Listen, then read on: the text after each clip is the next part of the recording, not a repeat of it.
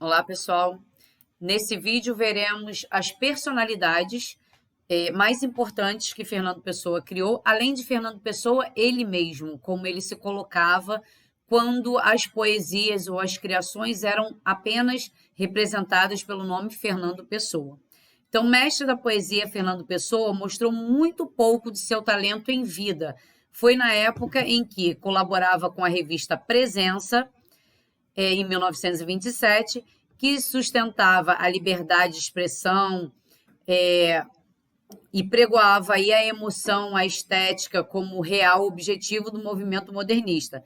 Além das representações poéticas dos heterônimos, há os poemas de Fernando Pessoa, ele mesmo, como Nada que é Tudo, ou ainda os famosos versos da autopsicografia, que enuncia o mistério da criação poética que ele próprio sentiu.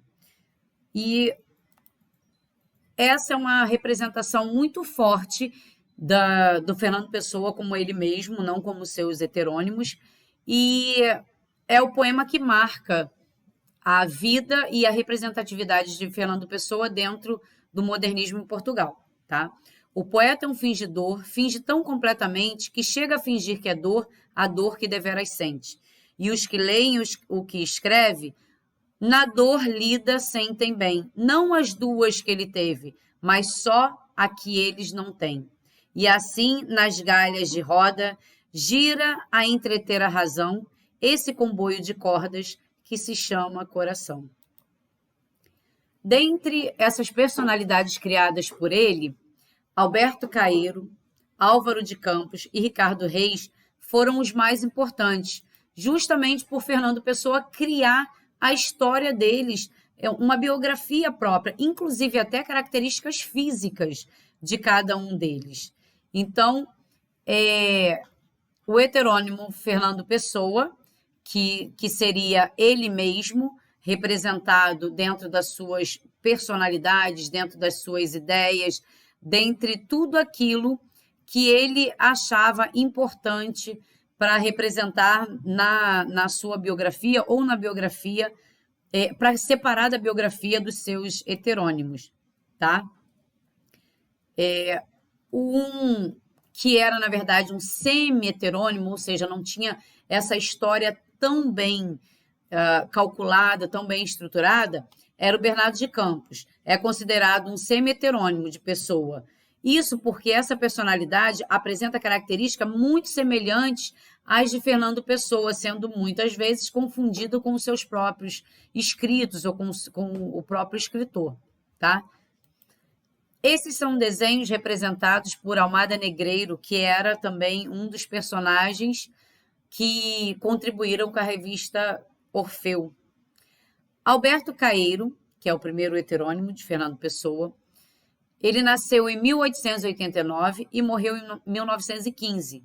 Nasceu em Lisboa, é o mestre dos heterônimos, tendo como discípulo Ricardo Reis e Álvaro de Campos.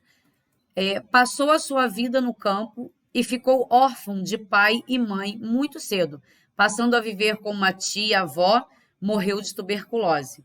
Apesar da data indicada para o seu falecimento, há registro de algumas poesias dele em 1919, né? Mistérios de Fernando Pessoa. Ricardo Reis nasceu em 1887, no Porto, não sendo conhecido a data de sua morte. Ele estudou medicina e antes em um colégio, estudou medicina e num colégio, antes disso, num colégio jesuíta. Foi viver no Brasil em 1919, após a instauração da República em Portugal, em 1910, porque era monarquista. As características de seu estilo. Tal como Caeiro, valoriza a simplicidade. Ricardo Reis gostava do que é simples, mas em um sentido de oposição ao que é moderno. Tradicional, para ele, é modernidade. E uma mostra de decadência também representava modernidade para ele. Sua linguagem é clássica e seu vocabulário é erudita. Álvaro de Campos. Álvaro de Campos nasceu em Távora, Portugal, no ano de 1890. A data do seu falecimento não é conhecida também. Formado em engenharia na Escócia, não exerceu sua profissão. Característica do seu estilo: Álvaro de Campos valorizava a modernidade e é um pessimista, pois apesar do gosto pelo progresso, né, o tempo presente e a angústia era uma das suas características principais. Seu estilo pode ser definido em 3 fases: decadentista, progressista e pessimista. Era, na verdade, a representação quase que do eu de Fernando Pessoa, sendo que de uma forma mais exagerada, certo?